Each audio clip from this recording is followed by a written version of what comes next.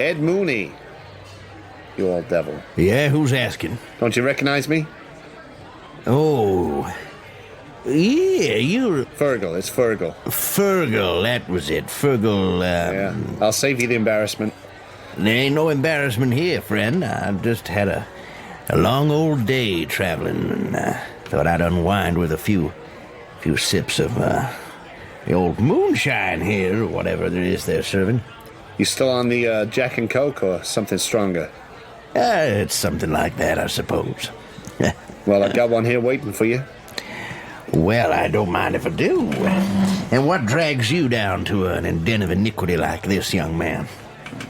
You still working for those suits? Yeah, you could say that. Might be one of them soon. I suppose I am as well. Oh, yes, indeed, I suppose you're right. Too much field work. Want to get out before I'm too old, you know? Well, some of us never get out, son. No country for old men. That's right. It sure ain't. It sure as hell ain't. Country's changing all the time. You never know what's gonna happen next. Well, cheers. To you and yours. Likewise. I, usually over El Paso way, or was that way back? That was some time ago. What goes around comes around, and what goes around is Ed Mooney. And so, sure enough, I comes around, eventually. So here I am, again. Yeah, I got a environmental job over in some backwater place. With the DOE, is that right? Yeah, something like that. Yeah, I think I'd heard something about that. Some Washington suit outfit, yeah. There's a mine up there, so they, Yeah, it crossed my desk. Oh, is that so? Yeah. An auspicious desk to cross.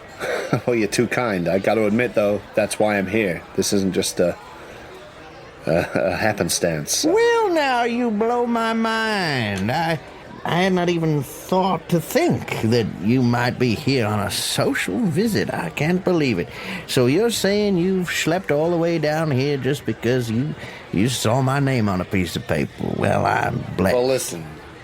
DC's boring these days, you know? I ain't into all that political stuff. Any excuse. I'd like to ask you a favor. When people tell me, I've had a bit of experience now of federal types, and when people tell me they're not into that political stuff, they're normally about to tell me something very political. So come on, what is it? Let's hear it. What dirty deal needs going down? What back needs scratching? Well, no. Nothing like that. But you heard of a guy named, you ever hear of a guy named Henry Miller? He's not running for candidate or anything like that. It ain't political. Trust me. Well, there's a lot of people called Henry Miller. There's a character in Calamity Jane called Henry Miller. I've seen that show. Yeah. What do you make of it? It's all right if you like that kind of thing, singing and dancing. I've been out west plenty of times, and I ain't never seen anyone sing and dance as much as that. Most people are too busy working and trying to keep their kids fed. Very true. A fan of realism. The modern man. Well, this fella, Henry Miller, not his real name, obviously, as you've probably worked out, but, well, he's a contractor, just like you. Odd jobs now and again, government mostly. Never DOE before, but, you know, we've crossed paths. But, he's gone missing. Him and his family, about a week ago, they were last seen by rangers around Big Bend National Park. I don't know if you know it. Well, that's where I'm heading. Yeah, well, quite. I got some photos here. That's Henry. It's his wife, Kelly Miller, and their two kids, Rebecca, she's 8, and James, 10. Nice kids. Yeah, nice kids indeed. Well, they were. They were last seen by rangers in the park, like I said. And listen, obviously they might have just been out camping, left some dirty plates too near their tents, and ended up as bear food. But, you know, and there's also a chance that, you know, he decided to get out, and they've, you know, disappeared deliberately. But I think the both of us When you know, say get out of what? Well, obviously a lot of it's classified, but between the two of us... Let me guess. It wasn't all entirely above board. No. No. And I think we're free to talk about that, the two of us, knowing what we know. I think we know. We know where we stand, exactly. Yeah. Well, if it's, he's one of us, right? So, feds ain't gonna touch it. That's what you're saying. So it's up to us to look after our own. You've got it nail on the head there. It's running in the local papers, of course, but just with them as a all-American family. No other details. I see. Yeah, I think we both know that when there's trouble that close to the border and it involves one of ours, as you say, there is always another option, one that makes us a bit nervous. There could be other organizations involved. Don't need to be nervous. You got Mooney on the case. Well, that's what I hoped you'd say. Whatever the problem is, I'll make sure it disappears. I'm not just a prospector who finds things. I'm a prospector who can lose things, too. I mean, I don't need to explain anything to you. You know the dangers of this, but all we're asking is that you keep your eyes peeled and your ear to the ground. We have people in the area, of course, but no one with your level of experience. So, since we heard you were headed down that way, we figured, well, maybe kill two birds with one stone. And, of course, you'll be remunerated. Keep it discreet, I suppose. All right, Fergal. That's the idea. All I can tell you is he's been involved for long enough that he knows things. And let's just say we can't have him telling anyone else these things that he knows. I know how sinister that sounds. But you get where I'm coming from. I mean, I hate to bring it up, but your old mentor, what was his name? Blackwood? Jacob? That's him. Well, you remember the panic around that. And I do. Son of a bitch. That just goes to show, if people want to go missing and they know what they're doing, they don't come back. Well, that's that. And that might be the case here. But he's got his kids with him, he's got his wife with him, so we're thinking that isn't the case. And doesn't sound like it. We'd just like you to report back. All right, Fergal. You leave it with me. I'll get to the bottom of this. Time to go digging, I think. Well, they don't call you the miner for nothing. Here's a little advance for your night's drinks. Well, I do declare, Mr. Washington. I'll see you around, Mooney. Well, not if I see you first. The Apocalypse Players present Highway of Blood, a Call of Cthulhu scenario by Alex Guillotte, Ian Christiansen, and Davae Breon Jaxson. With Dan Wheeler as Quincy J. Lafitte, Dominic Allen as Edward Ed Mooney, Joseph Chance as Beverley Jack Carstairs, and Danann McAleer as the Keeper of Arcane Law. This is based on a true story. Part 2. A Biscuit a Day.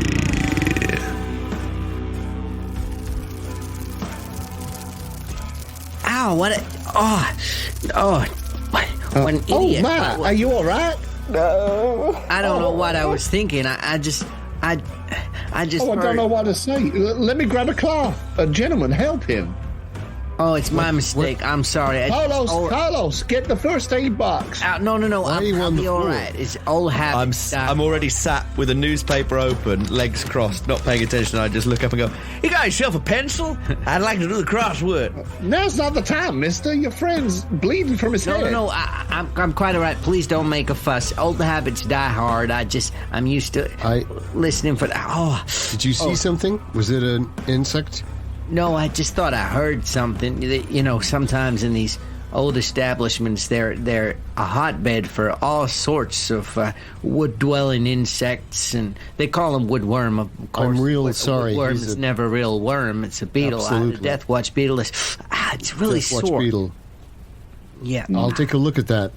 I'll take a The look. weird thing is, you're totally sure that what you heard was a type of beetle. You just couldn't put your finger on what it was, and that's what. But it felt like a beetle, definitely, and that's what led you to sort of scamper across the floor and really rip your ear. My colleague here is an expert in insects. It's a real passion of yours, isn't it, Mr. Lafitte? Well, of course. I mean, beetles is not my specialty. It's I'm a lepidopterist. It's moths and You're a leper? butterflies. We don't allow those in town. No. Forgive me. A lepidopterist is a lectern. Collecting study- leopards. It's a butterfly collector That's right. and a moth collector. I believe I have a pencil. I think I have a pencil. I might maybe, while this is all going on, just attempt a little bit of first aid on my own ear, if that's okay. Yeah, please. Well, I got an extreme success on my first aid, you'll be pleased to know. Thank goodness. Nice work. What is your first aid out of interest? 40. Oh, much better than mine. Mine's I think mine's pretty good. Mine's well, the poor man's. The base is 30. Yeah. Mine is the poor Mine's man's 35. 30. I couldn't afford that. I put a lot into first aid, then I redistributed them because I wasn't. Yeah, same here. I put a lot into a lot of things. Yes. I am sorry, gentlemen. That's so embarrassing. I don't know what. It's foolish of me to get my ear to the floor in an establishment like this. I don't know what I was thinking, except that Do you think there's any chance they lay out nails deliberately? How would they lay it out so you only hit the back tires, not the front tires? Maybe that was luck. Quiet. Maybe we were lucky to only hit the back tires. I must say, I was considering it myself when you pointed it out. What do you make of these license plates? You reckon that's, where'd they get them from? He said, now I think they're thinking about it. He said there was a scrapyard to get the tires opposite the gas station, and then we come in this bar and there's all these license plates. Well, I don't believe there's that many people buying and selling motor but maybe vehicles in this little town. Yeah, break down, scrap vehicles come to the scrapyard. And not every town can have a scrapyard, much as not every town can have an abattoir, You saw how long it took us to drive all the way out here. You really think that people come all the way out here just to scrap their vehicle? And then what, walk back? I'm pretty sure. I don't know. I'm not an engineer or automobile salesman, but I don't imagine that's how a scrapyard works. I imagine a car breaks down and a pickup truck drags it to the nearest scrapyard, which would be here, I assume. What did you make of those? What's your theory? You got some more... Maybe. You think something more sinister's going on? I do. I think... Well, if people are laying out nails to puncture tires, make sure people have little accidents on the road, and then these people come along and they, I don't know, perhaps... Like a trapdoor spider. Like a trapdoor spider. And they come along and, oops-a-daisy, you had a little accident. Well, don't worry, we'll take your vehicle. They get the scrap metal from that. They get the old tires. They take the license plate as a trophy of war, and they probably fleece the poor bastard for whatever money he's got to get him out of this place. That's if I'm being... what's the word? Charitable. Of course, it could be a lot worse, depending on how deranged the people of this town are. You looked at those photos? You see anything? There's a lot of stuff I didn't see. I don't think this town's that old. It don't go back too far. This farming equipment, I don't know where they got that from, but I don't believe this town goes back before the Second World War, to be frank. And... as it happens, I don't think anyone in this town has managed to successfully breed a child. At least that's what their public record here would suggest. Potentially, excuse me, we haven't discussed the particulars of our own missions, if you were, to the the site, but it has been proposed that uranium mining may reduce fertility in the area, so perhaps it could be as simple as that. Absolutely. But I think no, we shouldn't be drinking the water. I have to say, when I ordered the water, I was not planning on drinking it, but just, maybe making a start at our work. Now, listen, I have a question. I'd like to do a psychology roll on Ed Mooney to find out when he was expressing this theory about what the locals do. He seemed quite excited by the idea. He certainly didn't seem scared. He's totally taken me by surprise with this whole theory. Thrill, that. And his reaction to it is quite dynamic. So I'm game. My psychology. If you are, Dom. My psychology's so bad, but should we both roll psychology and see what he can tell us? I think I'm more and more intrigued by Mooney as a character in terms of... Yeah. Well, I failed my psychology roll, so I think I get nothing. We're none the wiser. I'm on 64. He's just impenetrably eccentric. And we don't want to go jump into any conclusions, though, right? No, I agree. That would be unhelpful, but perhaps we should be on our guard. And then, you see my bug eyes flitting around the room, sort of lighting on objects, pieces of furniture, and as if I'm looking for...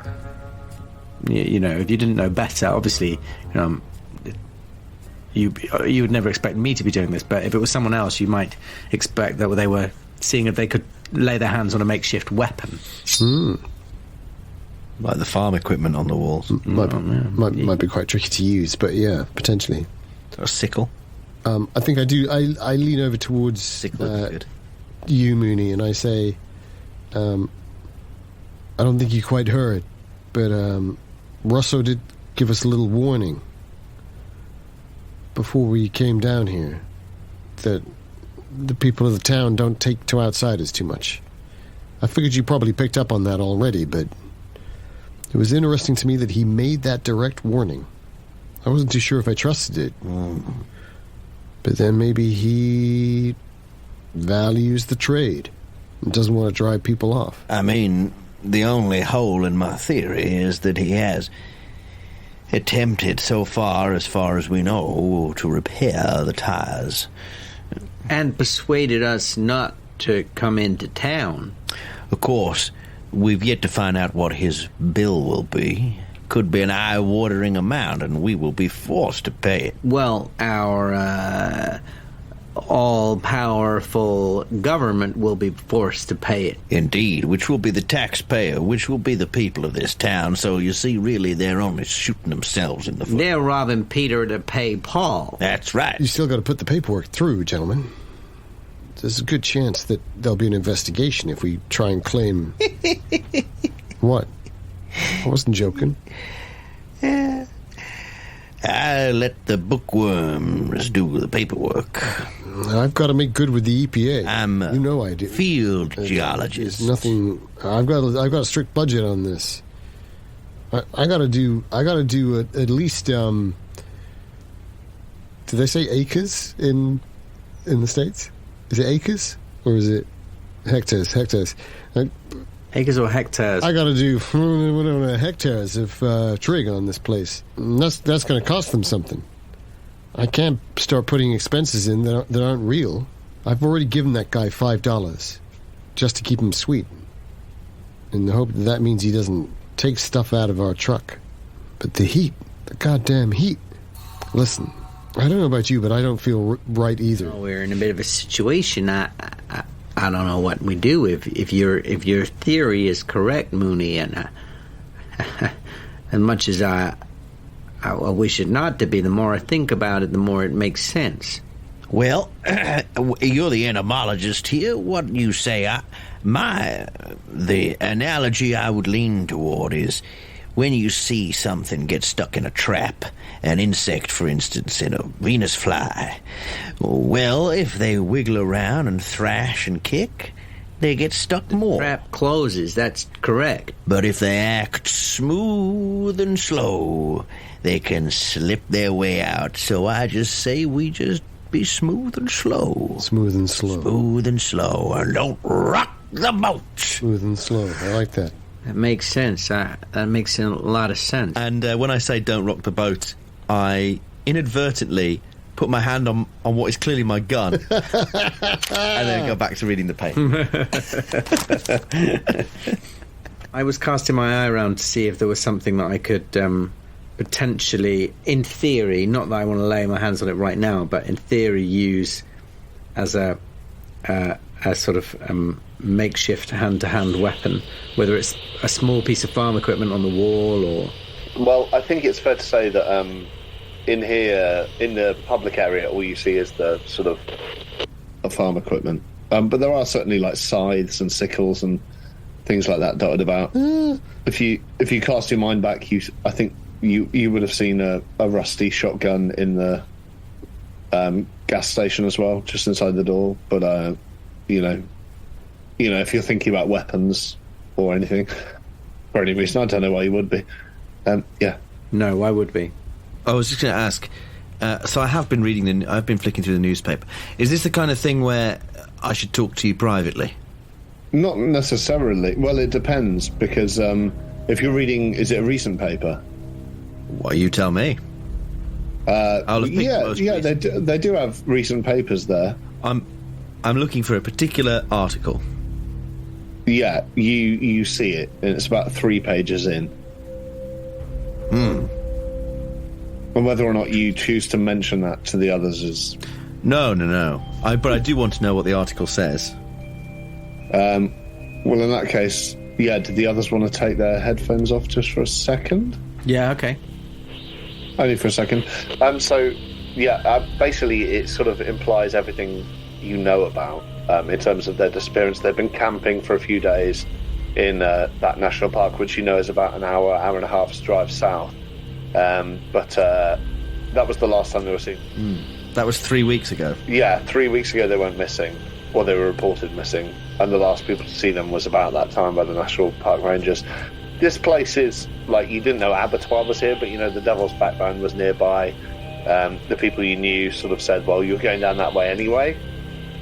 Mind keeping an eye out or seeing if you can, learn anything around there. Because of his connections, the father, they're sort of jumpy that there might be like not a coup going on, but like people being got rid of. But either way, the article doesn't mention at all his government contracting work. It just says he was like a local council member, and they were like an all-American loving family, So like the stuff you know about him isn't mentioned at all. Right. But that's what you'd expect, probably. But it's on about page 3 from the local paper. So it's been in the papers the last 3 weeks. It's gradually diminishing towards the latter end. Yeah. Yeah. Okay. Cool. Interesting. All right. 11 down. Neurotic. 6 letters. I'm not sure I can think. Challenging one as well. Neurotic. Agitated. 6 letters, did you say? And as you're saying that, Carlos, you assume it's Carlos who Robert Taylor shouted back to, bustles out with your food, unless he already has in my absence, and sort of plops them down. Sort of goes, "Oh, there you are, sir. There's the gravy and biscuit and gravy. Enjoy." And he looks sort of slightly nervous, as if you're maybe the first customers they've had in a while. He wants to get it right. And Robert goes, "It's all good, Carlos. Thank you. I'm sure it'll be fine. Give us a shout if you need any more cutlery or seasonings or anything." Thank you. Yeah, enjoy. Yeah, do we get our tequilas and coffee as well? Oh yeah, for sure. Robert brings those over. In fact, he says, my end of the bargain." Yes, of course. And he brings over the coffees, and then he pours out a few glasses of tequila. None of that chemical warfare stuff we have in England, where it's measured by the fumes of the milliliter. He generously pours a few for you and says, "Well, that should complement it entirely. Let me know if you want any condiments or anything of the sort." This character already stinks like a Danann NPC. Yeah. Bon appetit. I'm only 9.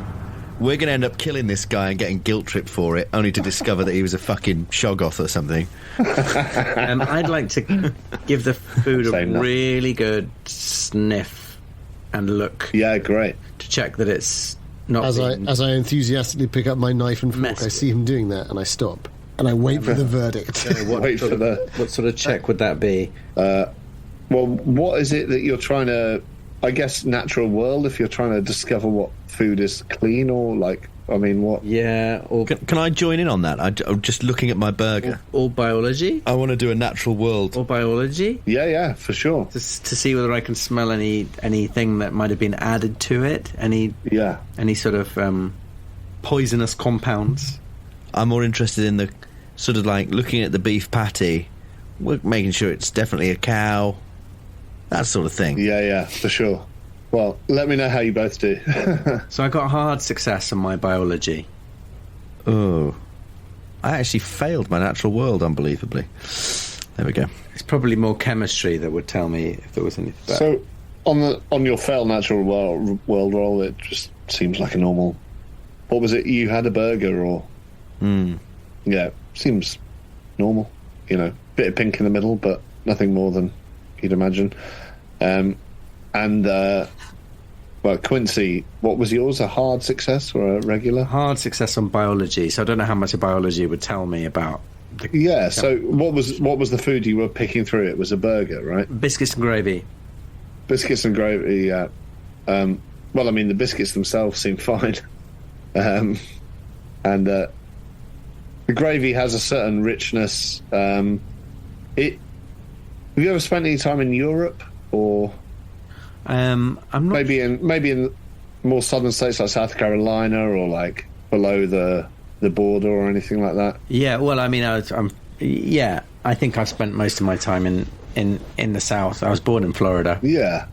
So you know Creole food and all. Oh that yeah. stuff. I mean, and that's my heritage, really. He's got French. The gravy definitely has a tang to it of like something slightly richer, like a sort of.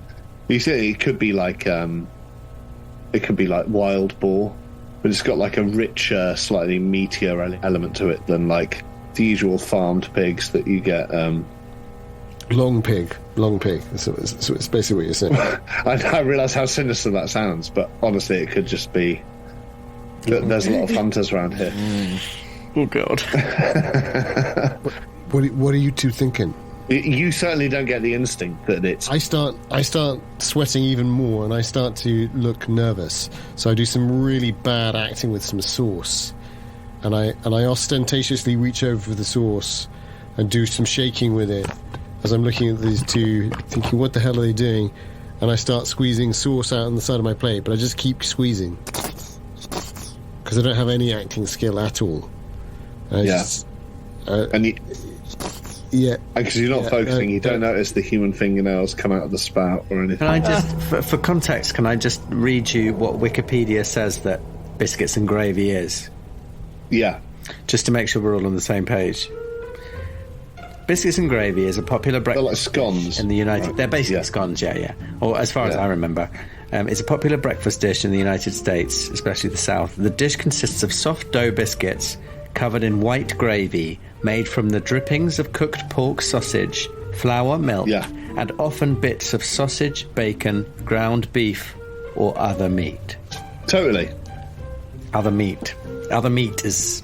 Well, Wikipedia's stressed you out there. I don't think I have. But either way, I think, other meat is a possibility. You don't know. I mean, they could have been supplementing it. You certainly get the sense it's richer than just a pork or a beef gravy to accomplish the biscuits. It's. Did he pour the tequila from a recognizable bottle of tequila that is a brand, or did he pour it? He did. He poured it off the wall by the full-length bar mirror. But I guess you'd have to get a closer look if you think it might be bootleg.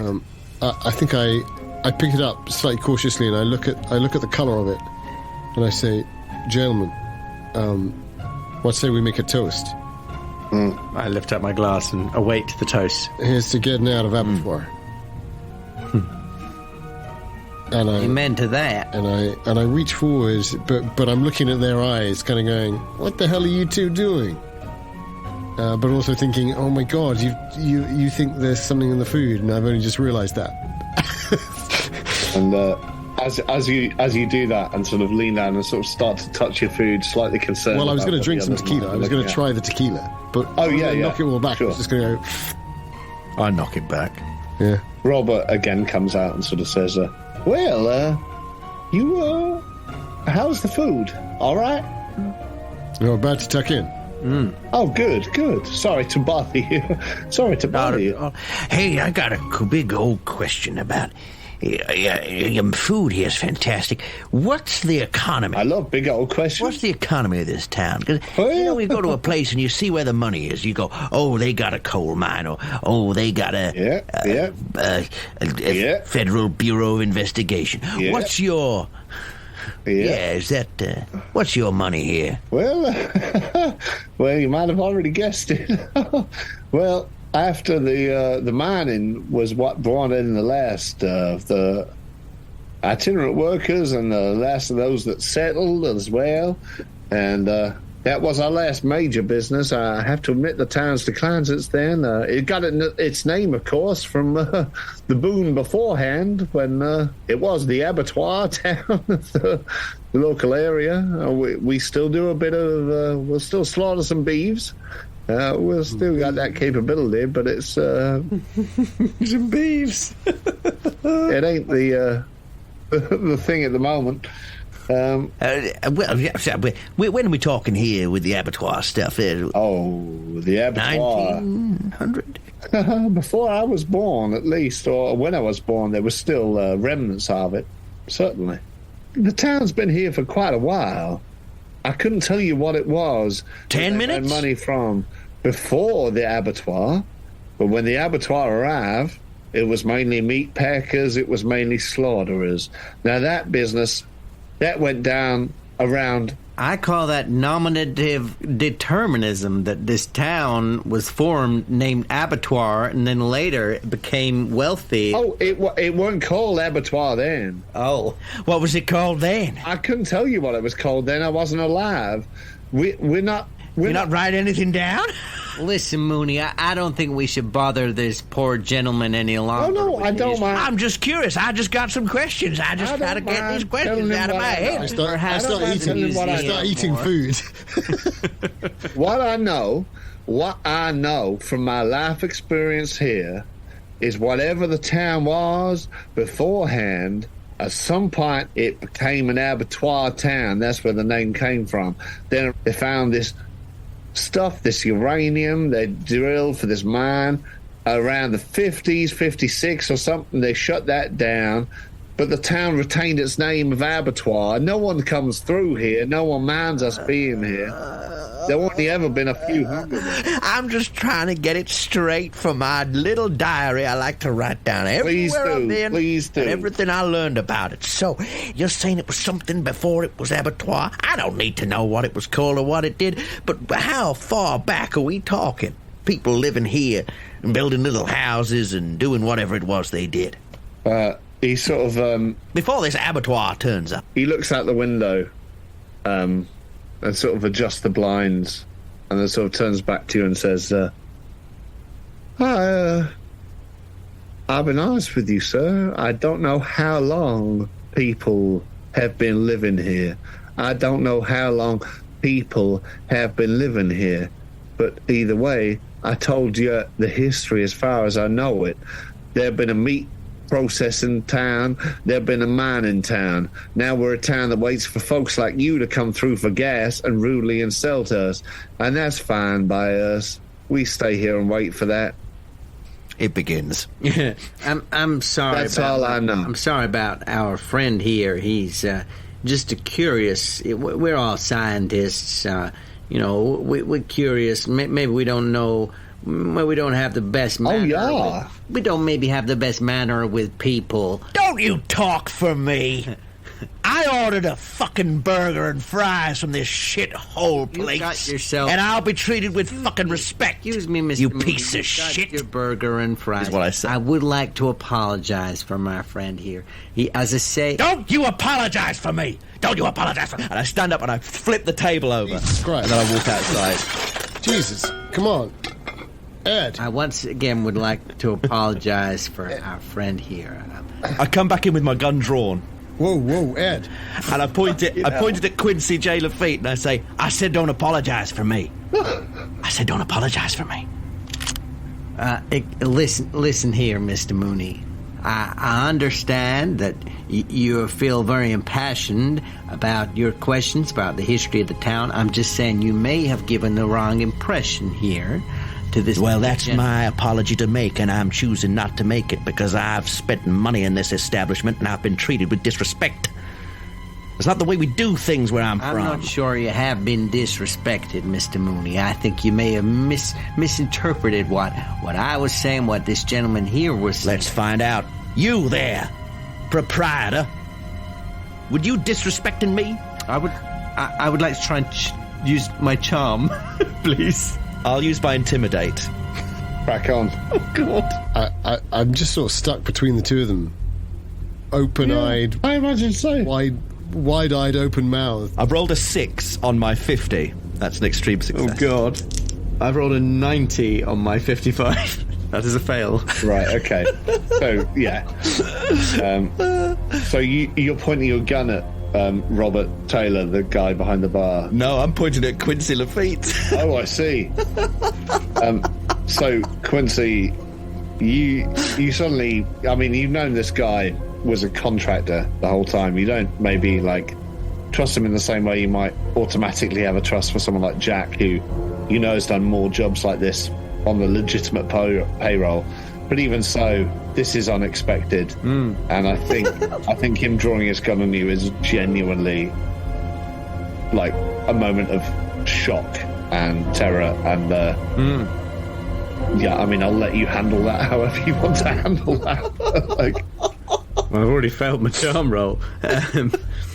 Yeah, exactly. Hey, now, gentlemen, come on. We don't need to add any trouble. Robert backs away as well, and he says, "Yeah, you're right. We don't need any trouble." And he backs away behind the counter. In that case, let me stop apologizing for you and start apologizing for myself. I didn't realize that I'd upset you so much there. Oh, psh. I put the gun away. There's no need for apologies at all. Everything's fine. Everything's fine. And I'd finish the tequila.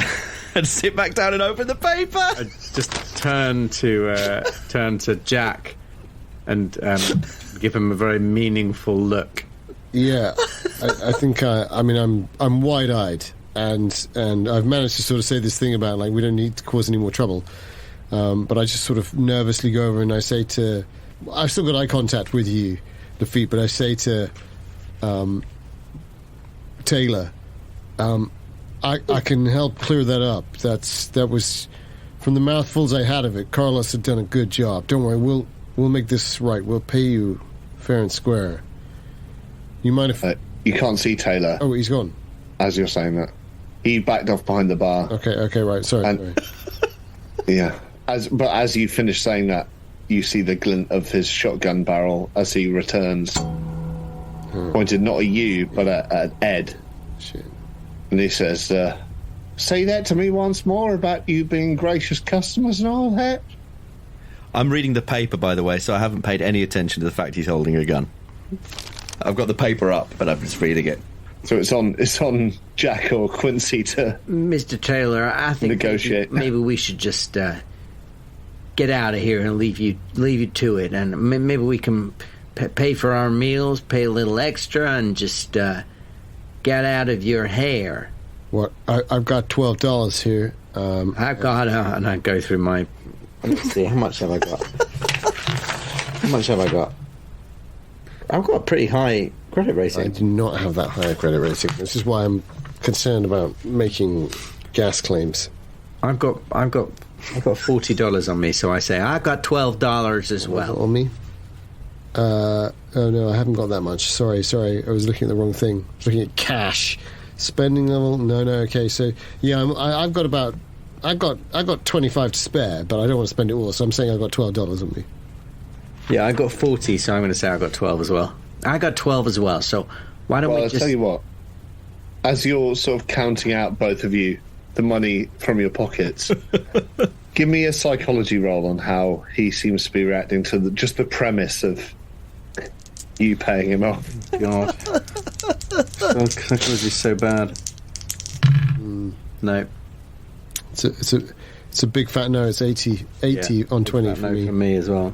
You think it might be an acceptable proposition. He just seems stony-faced. Great. I fold the newspaper down and I say, how much do you want for the newspaper?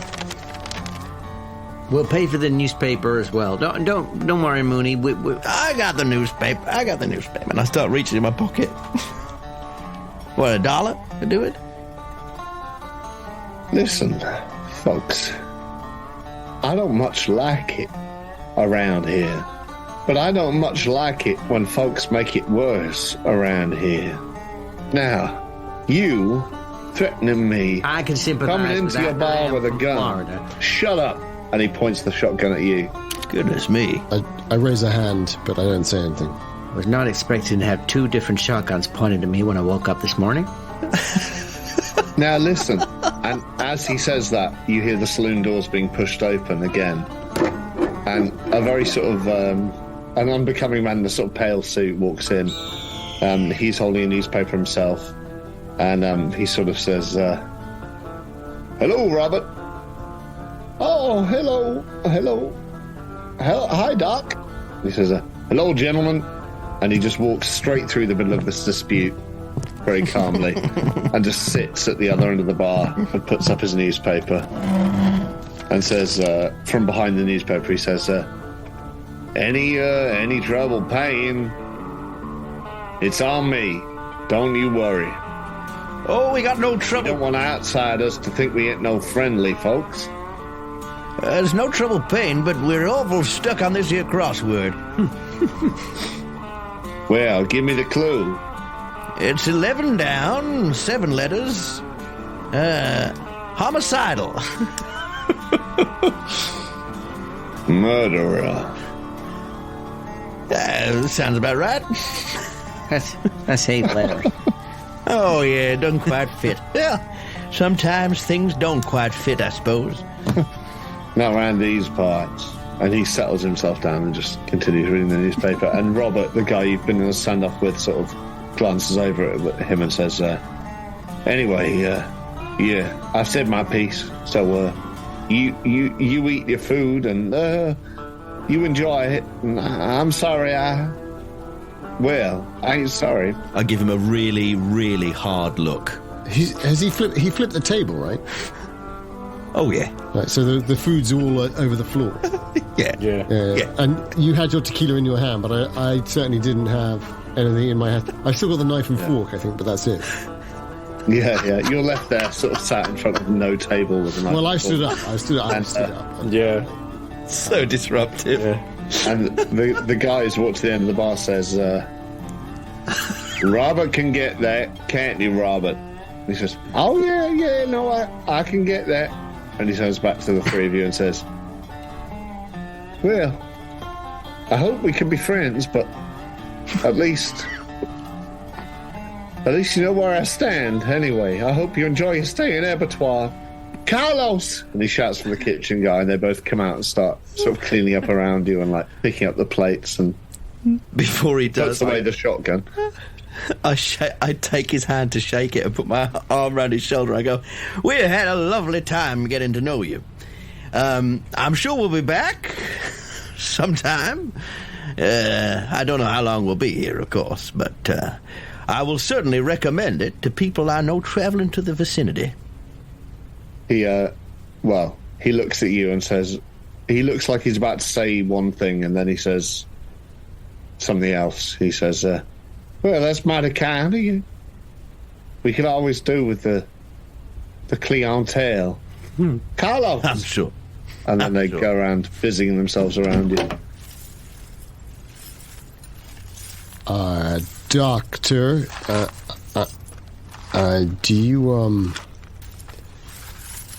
do you frequent the bar often? Are you chatting to the guy behind the newspaper, yeah? Yeah, well, not really chatting, more kind of like awkwardly engaging from a distance. Yeah. He says, "You talking to me?" Do you know what? I might take a cigarette, sir, and then come back in, and maybe that'll give us all a chance to clear the air. Mighty kind of you. I'll join you. All right, that sounds like he folds down his newspaper and gets up, and you see that his like sort of unassuming look. He's a sort of a pale suit, but it looks a lot cleaner than most of the suits in the town. And he's sort of he slowly walks over to you and nods at all three of you, and then looks at you, Jack, sort of expectantly. Yeah, I take a slightly crumpled pack of cigarettes out, and I deliberately scooch a couple of cigarettes to one side that look like they're roll-ups, and then sure. And then I take a couple of just. He says, cigarettes. "I'll have one of those." "No, I'm joking. I have my own." And he pulls out his pipe and a tin that says "My Morning Tobacco," and he starts tapping in a wedge of that. And he says, "Does it look like tobacco?" "It looks, it looks enough like tobacco. It looks like a blend." Tobacco and human hair. I say, I figure I'll leave these gentlemen just to do their work, and we sure hope to be getting on our way to do our work. But there's a perfectly good porch there, and I'm going to stand and take a cigarette like a free American. Well, like I said, I'll join you. Enjoy the food. What's left of it on the table. And he walks outside. So I did take a couple of probably quite random large mouthfuls of food. I was so stressed by the conversation. In case you missed that, I mean, I totally committed to sort of nervous eating. Yes. In a vague bid to look like I was normal when it was way too late. But it tasted lovely. But I go and stand outside, and I get my lighter out, and I light my cigarette, and I'll offer to light his as well. And I do have one last moment as the door's closing, if you'll permit me, keeper of the Texas Chainsaw Massacre. I try and make eye contact with. I mean, I'm hoping it might be Lafitte, but maybe it'll be Mooney. I don't care which one it is.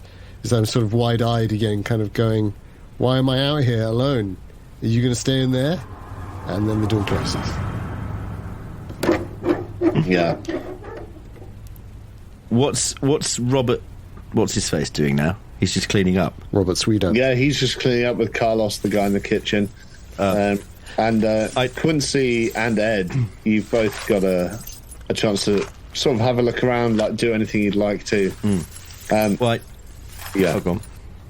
I was going to say, Ed, I've got a suggestion for you if you're out of ideas, but I don't think you are.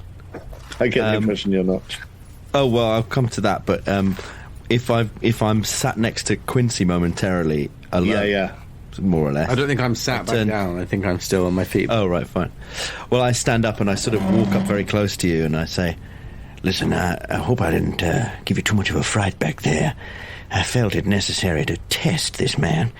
Something about him didn't smack right. Anyway, I felt probably not wise to point the gun directly at him, but as it happened, turned out may as well have done. Took it very personal, didn't he? I hope you didn't. Anyway, well, I suppose we've expanded our good graces here. Yeah, I can only apologize if I've ruined your lunch." I look at the floor. I look at the floor, my lunch on the floor, and I say, "You can only apologize if you've ruined my lunch." I meant in terms of the mood. Oh, the mood doesn't bother me so much as my stomach. Oh, well, I'm sorry then. Thank you. I appreciate that. Strange mammalian behavior. You would not get this in the insect kingdom, this posturing. It's birds do it, mammals do it, even reptiles sometimes. But insects don't feel the need to express themselves emotionally to make these shows of force. And then I wink at you and I say, "That's why I had to do it. The only way to push his buttons, you know." Quite. Crank his wheel. And it worked. Well, I'm not sure whether... By gum, it worked. Not sure whether you got us out of that... the trapdoor spider's trap quite yet, but, In the meantime, while this conversation's been happening, Jack, Beverley, Jack, John, Carstairs, you've been chatting out on the porch, right? So, how do you open? Beverley Carstairs. Call me Jack. Oh. Jack. Lovely, lovely. And it was Dr. It was, yes. Dr. Brenner. Dr. Brenner. But you call me Doc Robert, whatever you like. Doc Brenner, Doc Bob. I'm called all sorts around here. Is that a German name? Who, what, Bob? Austrian? Brenner. I don't know. I never looked into my family history. Could be. Perhaps I should. My mother was half German. Oh, right. What was her name? Well, Austrian. He pauses and looks dead ahead with the cigarette just off his mouth. Yeah. And says, I don't know, my grandmother's name was Anastasia. Always sounded dramatic to me. Yes, I see. And I take a deep breath, a deep inhalation from the nicotine. Yeah. Well, pleasure to meet you anyways. Pleasure to meet you. And your friends. I wouldn't worry about that, what's inside. They often get themselves into all sorts of scrapes and sticky situations. I can tell you're a man of upstanding morals. What brings you to Abattoir? Oh, the Environmental Protection Agency. Was that right? Look into that old uranium mine. The old uranium mine. Now, no one's looked into that for many's a year. You know where to find it, just through the town, of course. So that's so interesting. I'm glad someone's taking a notice of it, because between you and me, I think all sorts of effects might have been found. All sorts of them might have been found.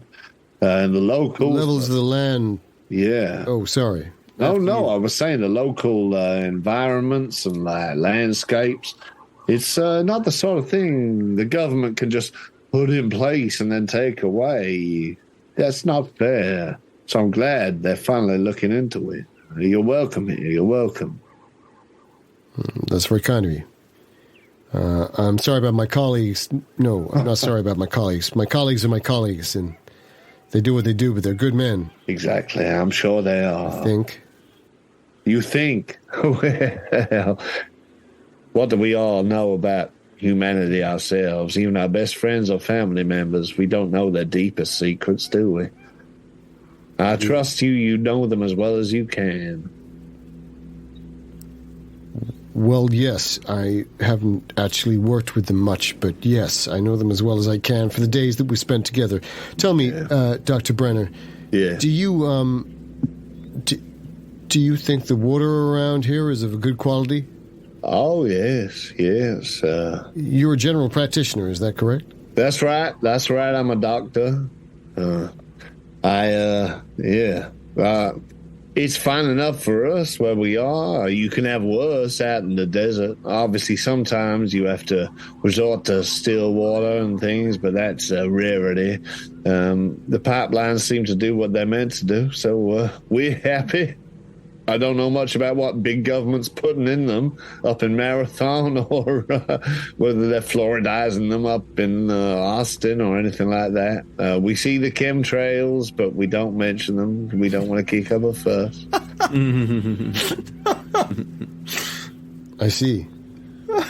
Well, it's real tricky with land levels like this. Yeah. With, anomalies like your backbone there. Well, that's it. Oh, my backbone? That's just, that's a congenital disease. I wouldn't worry about that. But I know what you mean, the devil's backbone. Now, that backbone, that shifts all together of its own. Less about the movements you might make in some fancy yoga class when coming back from California. It's more to do with the shifting sands. The shifting sands and the shifting rocks. You been out in the desert much, son? I've spent some time out surveying. That's true. I'm a land surveyor. Yeah. A surveyor. So you observe, you survey the land. You'll know how much it shifts, how much it can shift after one evening. Just a dust devil or an evening shift of sand can transform a place. And if you don't know where you are, that's you done. Strange thing, isn't it? Very strange. Yeah. Well, it's been a real pleasure to talk to you. And yourself. Real sorry about I'm not sorry. Yeah. Don't be sorry. It ain't my establishment. I know what happened, and say, do you think I could really go for a cup of coffee, a cup of Joe? Yeah. Do you think there's another place I can get one? This is probably the best place for a cup of Joe, I'll be honest. But there'll be other places that have their own coffee supply. I mean, I've got my own, but that's way up the other end of the town. If you're just waiting for your car to get fixed, then he looks over to the right. And you see him sort of scanning the yard, and he says, "Well, there's old Russo still scooting about in the stacks. Looks like he's still looking for that wheel of yours. Well, you might be here. I didn't say anything about this, right? I've not said anything about the wheel being fixed, and you two didn't say anything about the wheel being fixed. No. So I look at him dead straight, and I say, "Yeah, sure. I guess there'll be a chance to get some Joe later."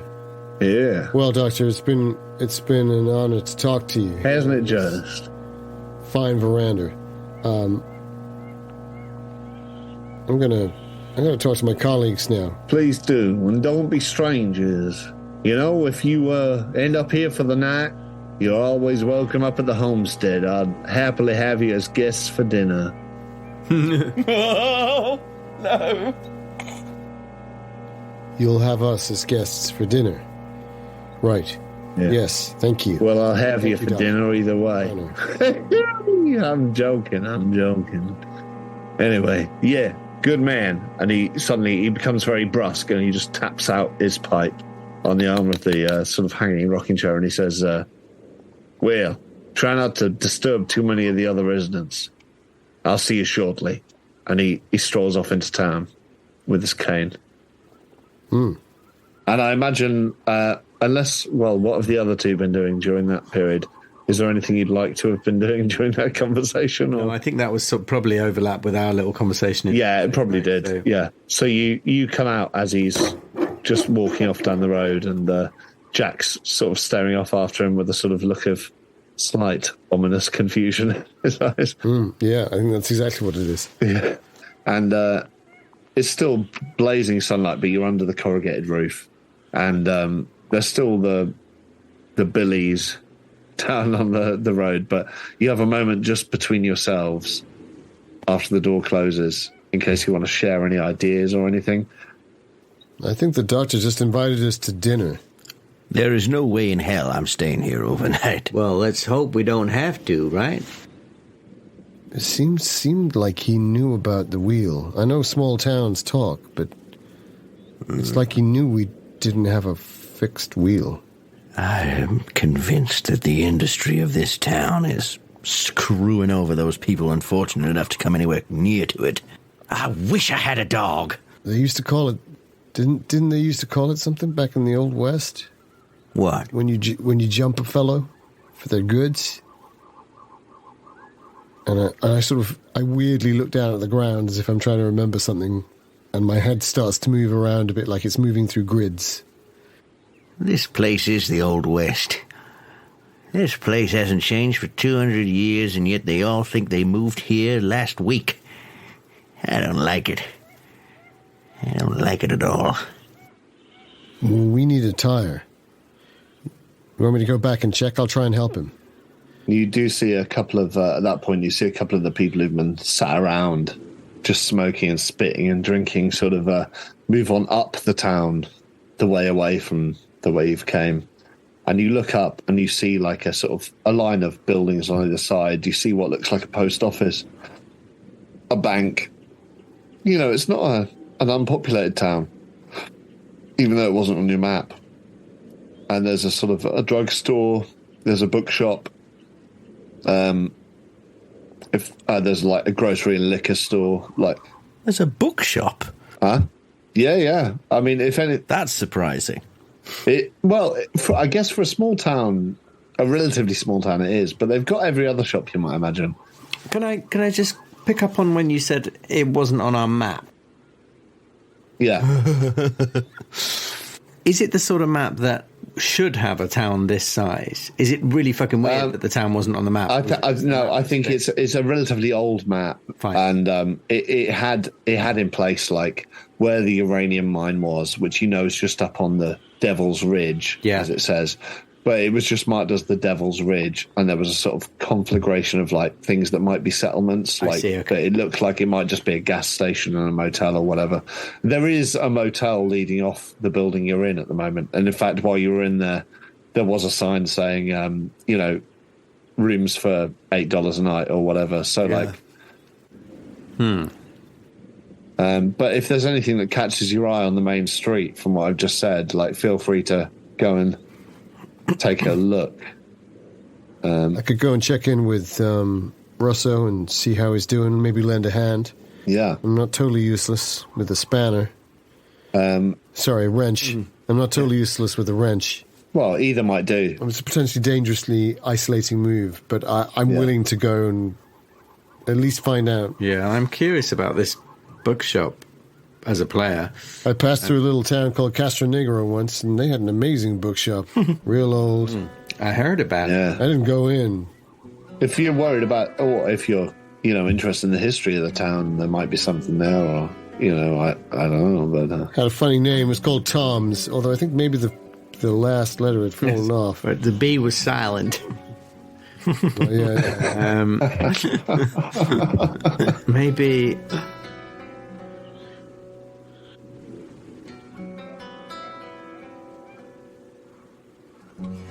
I mean, you don't have to. You can stay where you are. You can, I'm just giving you the option as, I think I take a couple of steps down the steps and I say, where should I meet you, gents? I guess we'll meet you back at the garage. He said it would take maybe 15 minutes, maybe a couple of hours, tops. So... As you say that, you see Russo lugging a tyre that might be the right one, sort of back towards the garage. So, well, I probably don't see that. That's probably too far off for me. Distance vision, yeah. But so maybe we should meet you back up there. But I'd quite like to take my mind off that encounter back there. Maybe Mr. Mooney, you and I could do with spending some time together and getting to know each other a bit better after.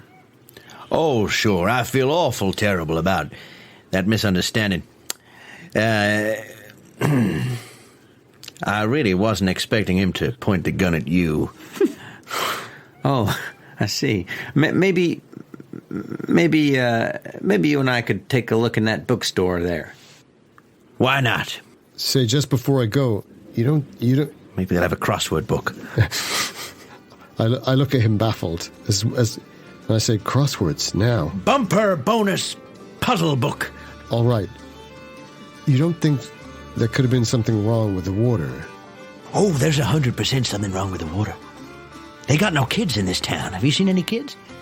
But what I mean is, They shrivel up their nuts drinking the water around here. We mustn't drink any of the water. What I mean to say is they... Sure, we won't drink the water, I understand, but, they know. What if they know? Know what? That they're impotent? That there's something wrong with it. And it makes them feel like they're special or something. I don't know. What a fantastical imagination you have. And I love it. I'm here for it. I think that's fantastic. And I think we should factor that into our assessment of the situation. Everything about this place seems so established. It reminds me of... Well, Jesus wept. The little towns. What if they're not screwing people over for their money? What if they're popping tires and stealing license plates and smashing up cars and then using us sexually? As over and over again, hoping that we can seed them a new generation, fresh. Chance to be a fine thing. Ed and Mooney, as you say that, you get the urge to just push back in through the saloon doors and look once again at those car license plates. You immediately notice the top one, which seems to have been nailed in the most recently, is exactly the license plate that you thought it might be. Our van. That's our truck. I grab them both by the arms, like either side of me, and go pull them in really close so their faces are touching my face. And I go, God damn it. They've nailed our license plate to the goddamn wall. To be clear, not to the other two, but to you, is not your license plate. I thought so. Although that's an amazing moment. So are we looking at it and we know it isn't our license plate? No, I think he just dashed back in on that moment of the license plates. He dashes back in, and you suddenly realise the license plate is the one that you were on the lookout for in the first place. And I assume you come back out all smiles and roses, but that's on you, really. Wait, so he does tell it. So he says that they've nailed our license plates to the wall. He doesn't. The miller's license plate is nailed. Well, in that case, I do say what I said. I do come out and grab them and go, they've nailed our license plate to the wall. I'm just not talking about our license plate. Right. What do you mean? What do you mean? I think I try pulling him back out, and I just go, come on. We don't want any more trouble, please. Whereas I go and stick my head through the door to see if I can confirm what he's told us, which is that they've nailed our license plate to the wall. Jesus wept, they've nailed our license plate to the wall. See for yourself. Already, I don't know how they could have got here so soon. So I dash inside and look. What? And I turn to Jack and I go, What's he talking about so soon? It's been 3 weeks. As he opens the door, I'm gonna hang back because I'm trusting that he's gonna go close because he has to go up close to see things, right? Yeah. And I'll just sort of hold the door, and I'll say, "What? Did you leave something?" Like with really bad acting. Yeah, I thought I left my my butterfly net, and I did leave my butterfly net, I think. Here it is. Carlos is using it to catch the flies around the I left grill. it leaning up against the bar. So when I get to the bar, I take my butterfly net and I peer up through my glasses. Well, I just look from where I am. And do we see our license plate? No. I think I look back at Mooney and permission to make another psychology roll, but maybe with a bonus die. Yeah. I'd say so. No, just a straight psychology roll because that's a 90. 90 on a 20. I look at him and I go, okay, right. Well, glad you got it. Let's head on down into town, like you said. Are you there, Quincy? Yeah, and I come back out and I say, yeah, I couldn't see it, I have to be honest. You couldn't see it? That's not our license plate. Oh, yeah, not our, not the truck. Whose license? It doesn't matter. Right. Where's that newspaper? Good. And I tuck it under my arm. Good, and pat it. Bookshop! I now look at Lafitte doing the same look that he did to me 20 minutes ago. We're going like, this guy's crazy. Off his fucking nut. And then I just I fall in behind him and I say, just to Lafitte this time, what do you think? Should I try and hurry Russo along? I feel like it's best we get on the road. I'm beginning to think maybe we should get on the road and leave him here, or put him on the road and we should stay here. I've gone from being worried about the water, to be worried about this here town of Abattoir, to be worried about Ed Mooney. Well, we don't know what he's been through. Maybe he was in the war. I call back over my shoulder. Sorry, that was confusing. My memory ain't so good. Keep He was in... Maybe he was in Korea. Maybe. I don't know. Or Vietnam. That only ended a couple of months ago. Yeah, but he is in his 50s. But, oh yeah, he is, yeah. Like Could have been the guy's 70 or something. Yeah, fuck that. As you make your way down the street towards the bookshop, it's still blazing hot, so I imagine you've pulled your shirts up or you've splashed water on yourselves. You're very aware of how hot this... It's still almost midday sun. I mean, this is only like 1:30 in the afternoon, you know. And you come up to this bookshop, and it's called Thunderbird Gifts, and there's lots of Native American things hanging in the window, sort of poultices and like dream catchers and books and stuff, and puppets. Muppets, yeah.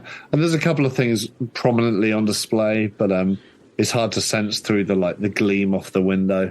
You think you see a sort of movement, a shadowy movement inside, which is the first person movement, if not person, you've seen within an establishment for a while. Everyone's in now from the heat, I think. And, you could all give me a spot hidden roll if you'd like, and let me know what you glean. Fuck. On my massive off. 35. I've rolled another 100. Oh, wow. Oh, fucking hell. Jesus. Well, Dan, I wouldn't want you to feel alone. I rolled 100 too. Oh, wow. Well, in that case, I better push this roll then. Yeah, please. So I don't know. Should you? I was excited thinking it was a pass. I thought it was an 8 and a 0, and I was like, oh, that's perfect. I'm going to push this roll. I suddenly stop dead in my tracks, pull the gun out again, and then slowly do a circle around the town, just like Clint Eastwood in Gran Torino. Yeah. Love it.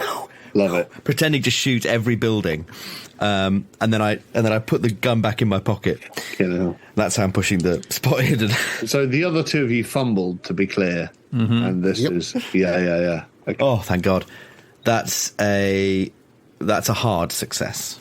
Oh, well played. Excellent. So for Quincy, Jay, Lafitte, and Beverley, Jack, John, Carstairs, you searching through the window, you see a reflection back at you, and you can just see the corner of like the saloon you were just in. You see the bartender come out and sort of point in your general direction. And you see a couple of like figures, and you can't tell who they are, sort of shuffle away very quickly over the balcony. And if you turn back, there's no one there anymore. And while you're distracted by that quite disturbing sight and sort of checking around you to see if anything else, it had, for an etymologist, they had the sort of feel of a creepy crawly, shall we say, like a cricket hopping off the window ledge or something. For Jack, I'm not sure what you do to cope with it, but you must just think it's one of the there's still like mirage haze all over the place. Whereas for Ed Mooney, you do manage to see through the gleam on the shop window, and you see that there's one book in Thunderbird Gifts which draws your eye, even though it's not prominent. It is in the shop front, but it's hidden by a few sort of statuettes and stuff. But you see this sort of snakeskin book. And what catches your eye is a glint of the window and a glint off the light, but then a glint off the lettering, which seems almost silver. And it says, De Vermis Mysterious.